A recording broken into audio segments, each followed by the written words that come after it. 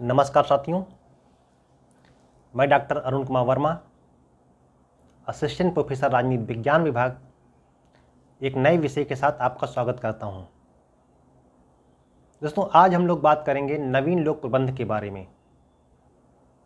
नवीन लोक प्रबंध लोक प्रशासन के क्षेत्र की एक नवीन अवधारणा है, जिसका उद्भव 1990 के दशक में हुआ। दोस्तों, द्वितीय विश्व युद्ध के बाद लोक प्रशासन में दो प्रमुख अवधारणाओं का विकास हुआ या दो प्रमुख विचारों का विकास हुआ, जिन्होंने लोक प्रशासन के स्वरूप, उसकी संरचना में परिवर्तन करने पर बल दिया। पहली अवधारणा नवीन लोक प्रशासन, जो कि 1970 के दशक में आई थी, और दूसरी अवधारणा नवीन लोक प्रबंध की अवधारणा, जो कि 1990 के दशक में आई। दोस्तों, नवीन लोक प्रशासन और नवीन लोक प्रबंध दोनों अवधारणाओं का मुख्य उद्देश्य लोक प्रशासन की कार्यकुशलता, मितव्ययता, प्रभावशीलता, उत्पादकता और उसकी प्राथमिकता को बढ़ाना था। दोस्तों, नवीन लोक प्रबंध की अवधारणा का विकास अगर हम देखें तो उदारीकरण, निजीकरण और वैश्वीकरण की परिस्थितियों में हुआ। जैसा कि आप जानते हैं, 1990 के दशक में एलपीजी का कॉन्सेप्ट यानी लिबरलाइजेशन, प्राइवेटाइजेशन और ग्लोबलाइजेशन जैसी अवधारणा आ चुकी थी।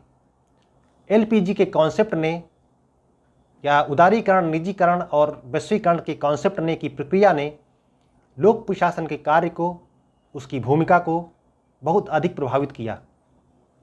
ऐसे समय में इस बात पर चर्चा होने लगी कि बदलते समय के साथ लोक प्रशासन या नौकरशाही अपना महत्व, अपना प्रभाव धीरे धीरे खो रही है।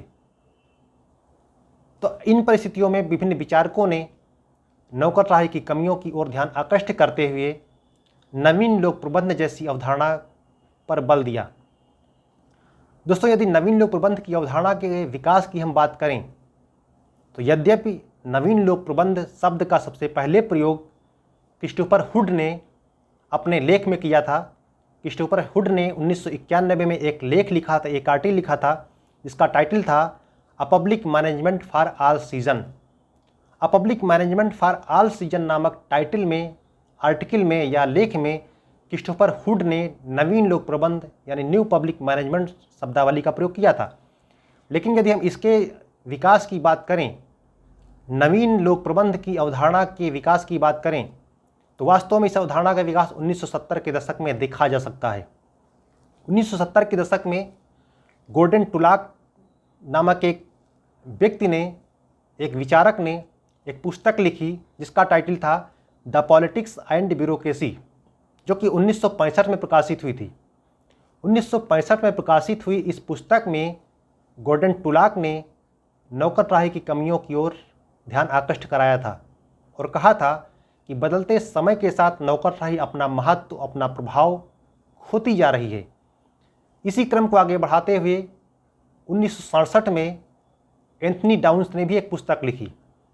एंथनी डाउन्स ने जो पुस्तक लिखी उसका टाइटल था इनसाइड ब्यूरोक्रेसी। और इनसाइड ब्यूरोक्रेसी में एंथनी डाउन्स ने लिखा कि धीरे धीरे नौकरशाही अनप्रोडक्टिव या अनुत्पादक होती जा रही है।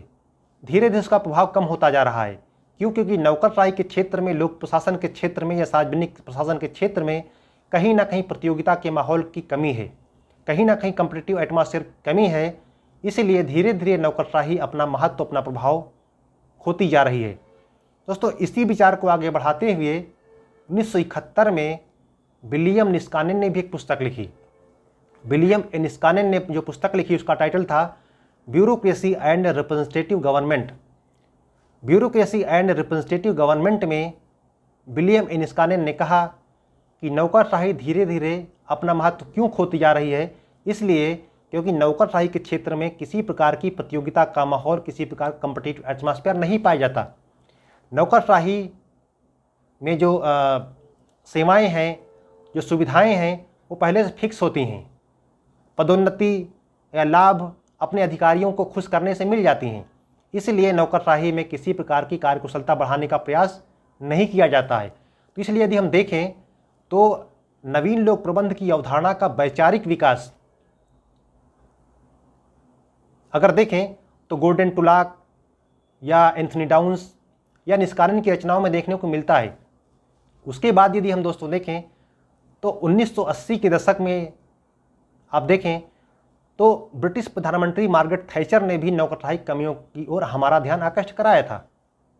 1980 में मार्गरेट थैचर ने, जो कि ब्रिटिश प्रधानमंत्री थी, उन्होंने नौकरशाही की कमियों को ध्यान में रखते हुए, राज्य की भूमिका को ध्यान में रखते हुए कहा था कि कल्याणकारी राज्य की अवधारणा के कारण राज्य की भूमिका में व्यापक विस्तार हुआ है और राज्य की भूमिका में व्यापक विस्तार होने से, उसके कार्य में व्यापक विस्तार होने से कहीं ना कहीं उसकी उत्पादकता, उसकी प्रभावशीलता कम होती जा रही है।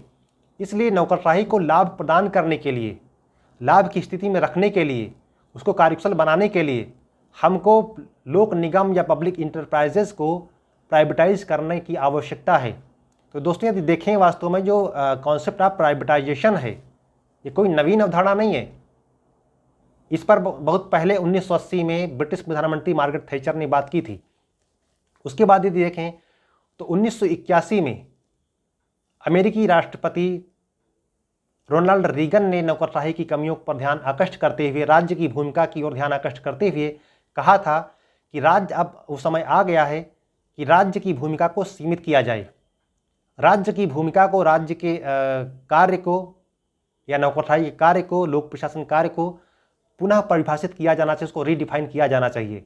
क्यों? क्योंकि धीरे धीरे लोक प्रशासन, धीरे धीरे राज्य या सार्वजनिक प्रशासन अपना महत्व खोता जा रहा है। धीरे धीरे कहीं ना कहीं ये अनप्रोडक्टिव होता जा रहा है, ये अनुत्पादक होता जा रहा है। उन्होंने कहा कि अब राज्य की भूमिका को हमको सीमित करने की आवश्यकता है और बाजारीकृत व्यवस्था पर बल देने की आवश्यकता है। तो दोस्तों यदि हम देखें तो शुरुआत में गोल्डन टुलाक ने, उसके बाद में एंथनी डाउन्स ने, उसके बाद विलियम निस्कानन ने और मार्गरेट थैचर ने, रोनाल्ड रीगन ने, इन सभी ने नौकरशाही के महत्व को ध्यान में रखते हुए, उसके कार्यों को ध्यान में रखते हुए, उसकी भूमिका को ध्यान में रखते हुए उसकी स्वरूप में, उसके कार्य में कटौती करने की बात कही। क्योंकि बदलते समय के साथ कहीं ना कहीं ये नौकरशाही, लोक सेवा या सार्वजनिक प्रशासन अपना महत्व खोता जा रहा था और कहीं ना कहीं वो देखा जाए तो अप्रासंगिक या इररिलेवेंट होता जा रहा था। तो ऐसे समय में ये विचार आया, ये अवधारणा आई कि क्यों ना लोक प्रशासन के क्षेत्र में भी नवीन प्रयोग किए जाएं, और वो नवीन अवधारणा आई जिसको हमने कहा नवीन लोक प्रबंध। तो जैसा कि हमने पहले बताया कि 1991 में क्रिस्टोफर हुड नामक विचारक ने नवीन लोक प्रबंध शब्द का प्रयोग पहली बार किया था। अब दोस्तों प्रश्न उठता है कि नवीन लोक प्रबंध के उद्भव के, इस विचारधारा, इस विचार के उद्भव के बहुत सारे कारण थे। वास्तव में नवीन लोक प्रबंध है क्या?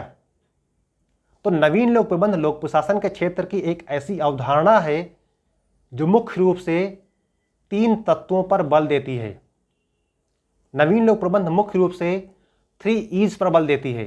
3 E's मीन्स E, यानी फर्स्ट E फॉर इकोनॉमी, यानी लोक प्रशासन को मितव्यय होना चाहिए, कम लागत में, कम इन्वेस्टमेंट में मैक्सिमम प्रॉफिट और मैक्सिमम आउटपुट होना चाहिए।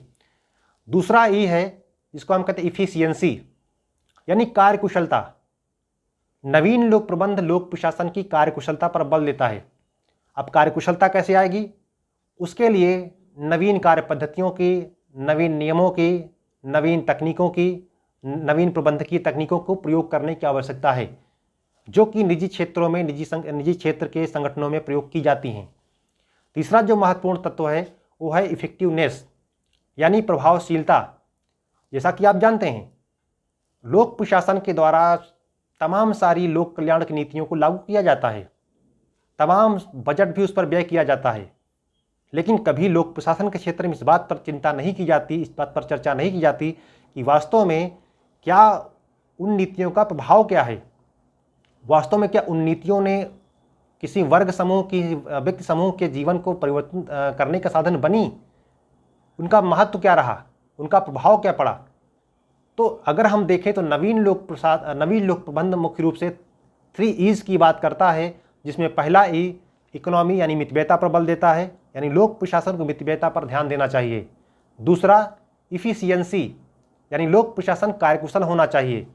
तीसरा ई इफेक्टिवनेस यानी प्रभावशीलता।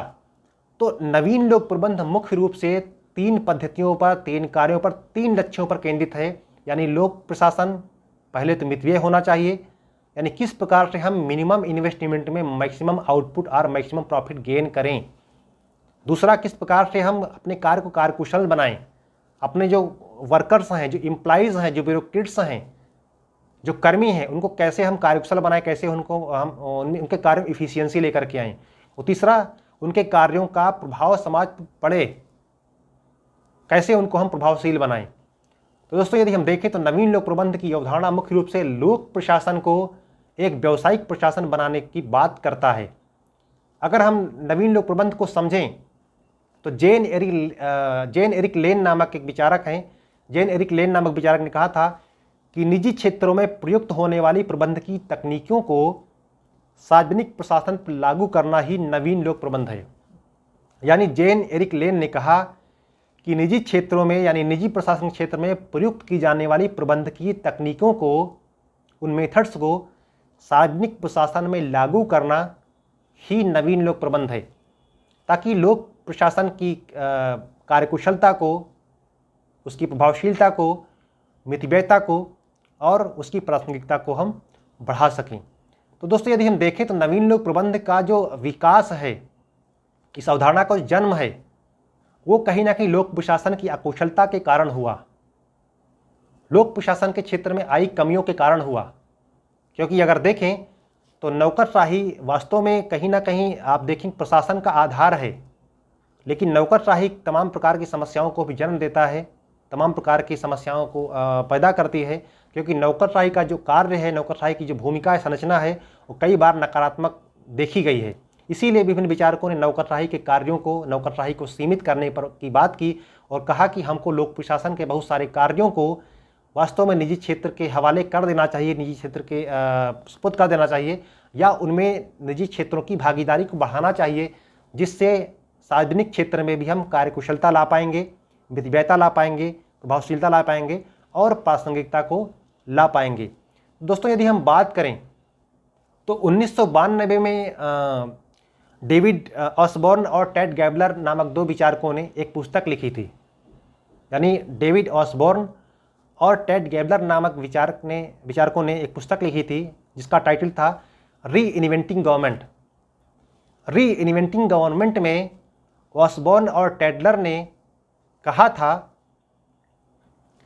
कि शासन हमारे समाज का महत्वपूर्ण अंग है, लेकिन हमें और अधिक शासन नहीं चाहिए। उन्होंने शासन की कमियों की ओर ध्यान आकर्षित करते हुए कहा था कि शासन हमारे समाज का, हमारे जीवन का महत्वपूर्ण अंग है, महत्वपूर्ण यंत्र है, लेकिन हमको और अधिक शासन नहीं चाहिए, हमें अच्छा शासन चाहिए। हमें अधिक शासन नहीं बल्कि हमें अच्छा शासन चाहिए। और हमारा जो शासन नामक यंत्र है वो पुराना हो चुका है, ये आउटडेटेड हो चुका है। हमको इसको फिर से निर्मित करने की आवश्यकता है, यानी हमको इसको रीमेक करने की आवश्यकता है। तो अगर देखें तो डेविड ऑसबॉर्न और टेड गैबलर ने भी लोक प्रशासन के स्वरूप को बदलने की बात की थी। उन्होंने कहा था कि धीरे धीरे सार्वजनिक सेवाओं के क्षेत्र में भी निजी क्षेत्र को एंट्री करनी चाहिए, निजी क्षेत्र का प्रतिभाग होना चाहिए, ताकि लोक प्रशासन या सार्वजनिक सेवाओं को भी हम प्रोफेशनल बना सकें, कहीं ना कहीं प्रभावशील बना सकें, मितव्ययता ला सकें और कहीं ना कहीं उसको हम प्रभावशील बना सकें। तो दोस्तों यदि हम देखें तो नवीन लोक प्रबंध की जो अवधारणा है ये बहुत ही महत्वपूर्ण अवधारणा है। मुख्य रूप से अगर नवीन लोक प्रबंध को देखें तो नवीन लोक प्रबंध एक ऐसी अवधारणा है जो लोक प्रशासन और निजी प्रशासन दोनों का एक मिश्रित रूप है। It is a synthesis of public and private administration.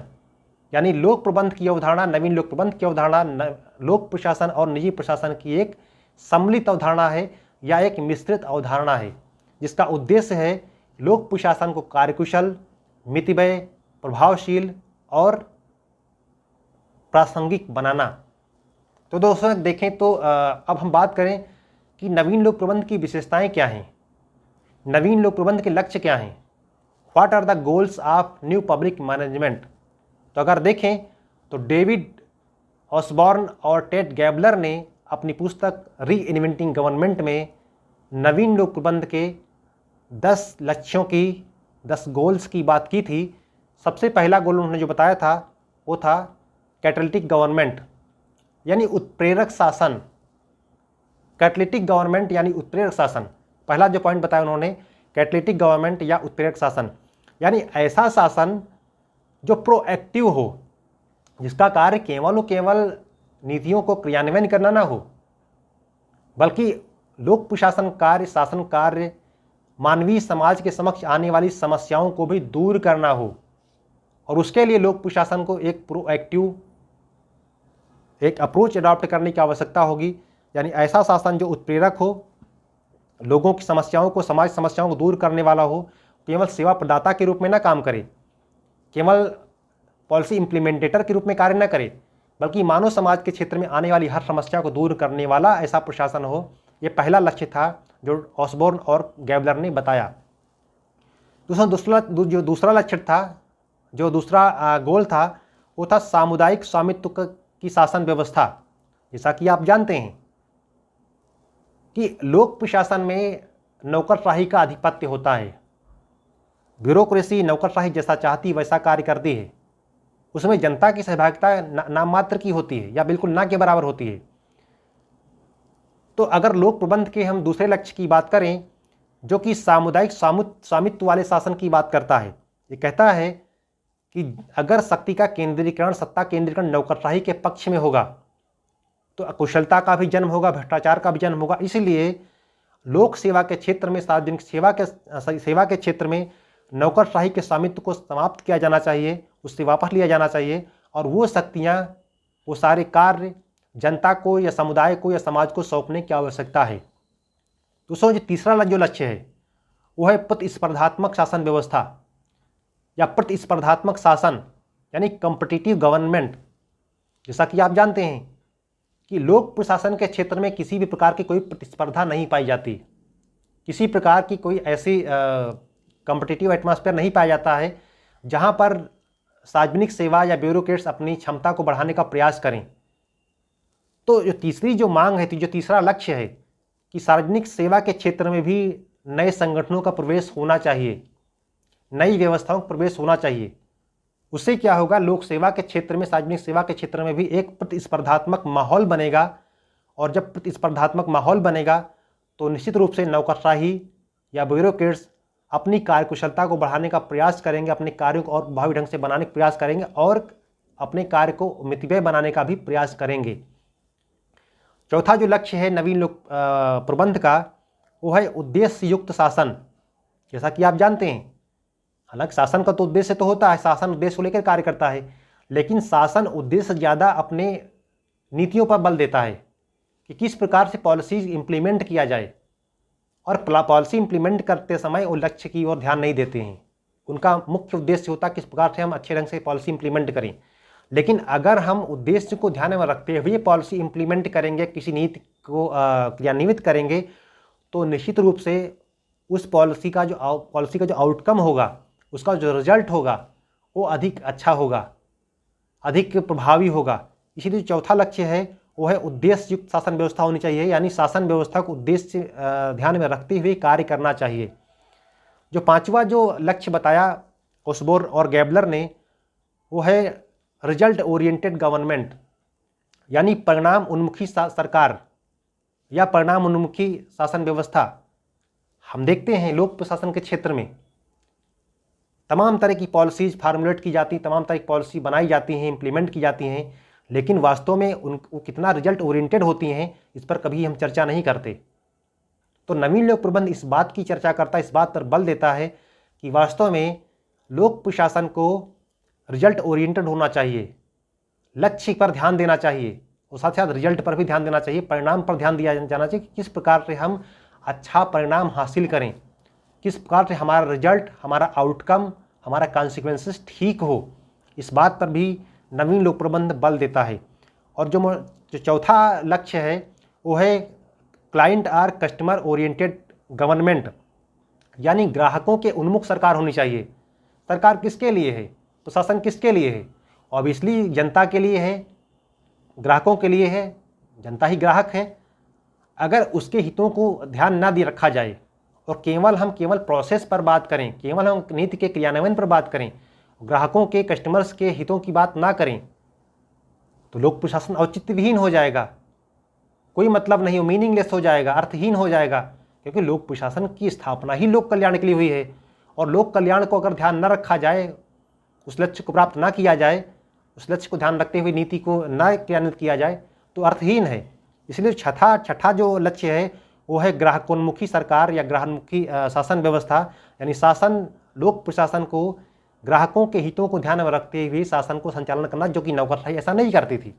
नौकरशाही केवल पॉलिसी बेस्ड प्रोसेसिंग की बात करती थी, यानी केवल नीति किस प्रकार से इम्प्लीमेंट की जाए, किस प्रकार से जो एक फॉर्मल प्रोसेस को फॉलो किया जाए, उस पर नौकरशाही बल देती थी। और जो नेक्स्ट लक्ष्य है वो है कार्यशील शासन, यानी इंटरप्राइजिंग गवर्नमेंट।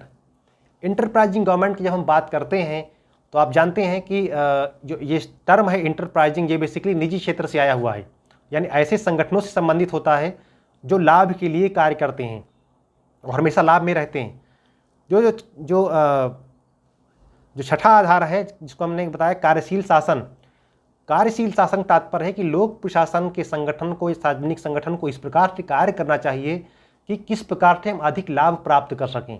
हमेशा ऐसी नीतियों को अपनाना चाहिए, हमेशा ऐसे कार्य करना चाहिए, हमेशा ऐसी प्रबंध तकनीकों को अपनाना चाहिए ताकि न्यूनतम लागत में, मिनिमम इन्वेस्टमेंट में मैक्सिमम प्रॉफिट या अधिकतम लाभ की स्थिति हम प्राप्त कर सकें।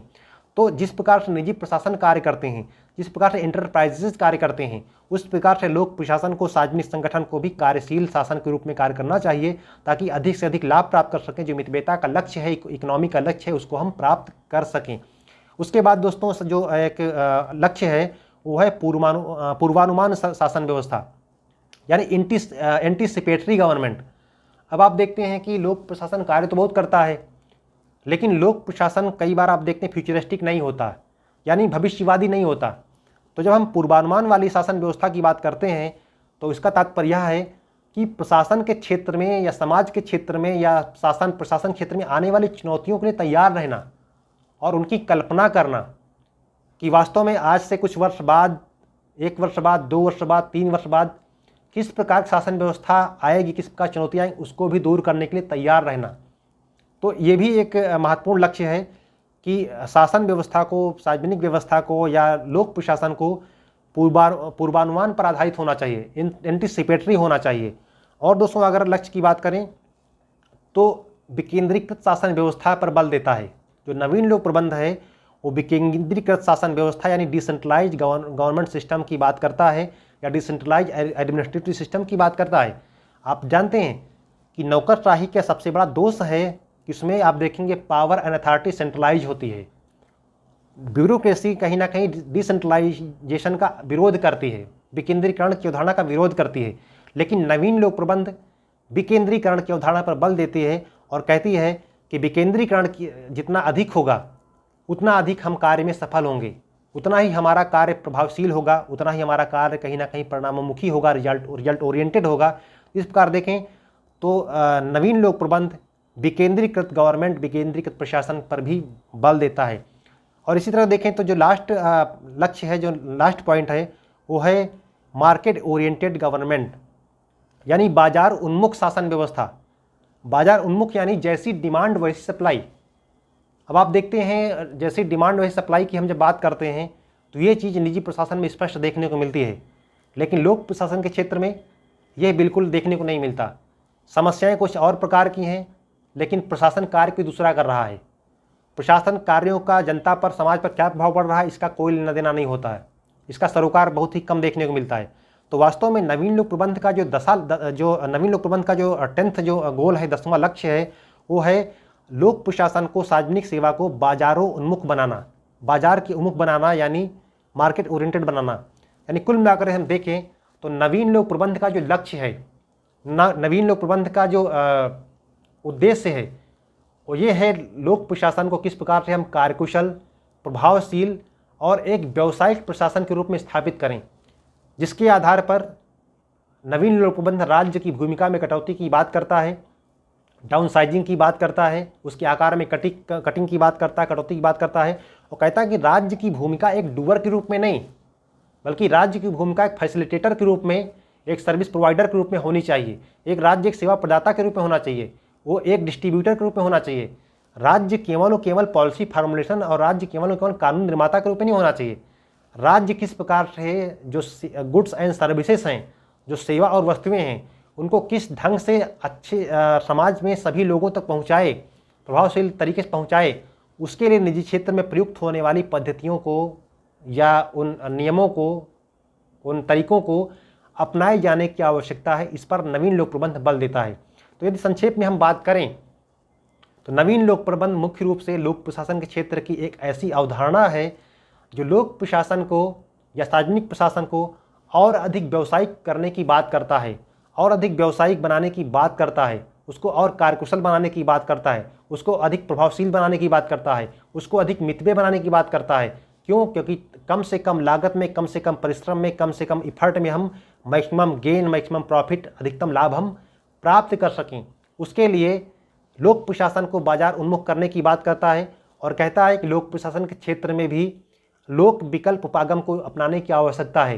जैसा कि आप जानते हैं कि लोक विकल्प उपागम भी कहीं ना कहीं नवीन लोक प्रबंध का आधार है, जिसके माध्यम से कहा जाता है कि लोक सेवा के क्षेत्र में, सार्वजनिक सेवा के क्षेत्र में निजी संस्थानों को, निजी संगठनों को भी आने की आवश्यकता है। क्योंकि अगर सार्वजनिक सेवा के क्षेत्र में निजी संगठनों का प्रवेश होगा तो निश्चित रूप से कहीं ना कहीं एक प्रतिस्पर्धात्मक माहौल बनेगा, और जब प्रतिस्पर्धा का माहौल बनेगा तो लोक सेवक अपनी कार्यकुशलता बढ़ाएंगे, अपनी प्रभावशीलता बनाएंगे, अपने कार्य अच्छे से करेंगे, तो कहीं ना कहीं लोक प्रशासन भी कार्यकुशल होगा, मितव्यय होगा, प्रभावशील होगा और प्रासंगिक होगा।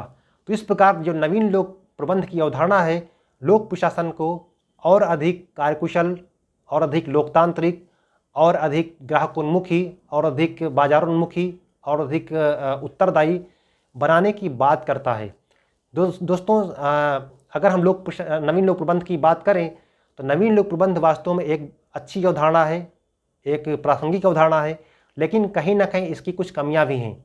अगर नवीन लोक प्रबंध की हम कमियों की बात करें और अगर हम सभी सार्वजनिक सेवाओं में अगर हम निजी क्षेत्र का प्रवेश कराएं या निजी क्षेत्र के प्रभाव को हम बढ़ाएं, तो जैसा कि आप जानते हैं लोक प्रशासन बहुत सारे ऐसे कार्य करता है जो सामाजिक न्याय के लिए होते हैं, जो कहीं ना कहीं कमज़ोर वर्ग के कल्याण के लिए होते हैं। और अगर लोक प्रशासन हर कार्य में अगर लाभ को खोजेगा, इकोनॉमी यानी मितव्ययता को खोजेगा, तो कल्याणकारी राज्य की जो अवधारणा है कहीं ना कहीं वो निष्फल हो जाएगी। तो कल्याणकारी राज्य की अवधारणा यही है, कल्याणकारी राज्य का आधार यही है कि किस प्रकार से कमज़ोर, असहाय, वृद्ध व्यक्तियों की, वर्गों की रक्षा करे, उनके हितों की रक्षा करे। लेकिन नवीन लोक प्रबंध की जो अवधारणा है, जो लोक प्रशासन को मितव्यय बनाने की बात करता है, उसको इकोनॉमी बनाने की बात करता है, अगर लोक प्रशासन मितव्ययता पर बल देने लगेगा तो क्या होगा ऐसे समाज का, ऐसे लोगों का जो कमज़ोर हैं, असहाय हैं और जो अपने हितों की पूर्ति स्वतः नहीं कर सकते। लेकिन फिर भी यदि हम देखें तो नवीन लोक प्रबंध ने हमारे प्रशासन को, हमारे सार्वजनिक प्रशासन को काफ़ी हद तक प्रभावित किया है। आज यदि हम देखें तो जो निजीकरण की जो अवधारणा है, निजीकरण की जो प्रक्रिया है, सरकारों द्वारा निजीकरण को अपनाया जा रहा है। सरकार के स्वरूप में कटौती भी की जा रही है, नौकरशाही के स्वरूप में कटौती की जा रही है। उनको समय समय पर कई तमाम प्रकार की ट्रेनिंग दी जा रही हैं, तमाम नई नई तकनीकों को अपनाया जा रहा है।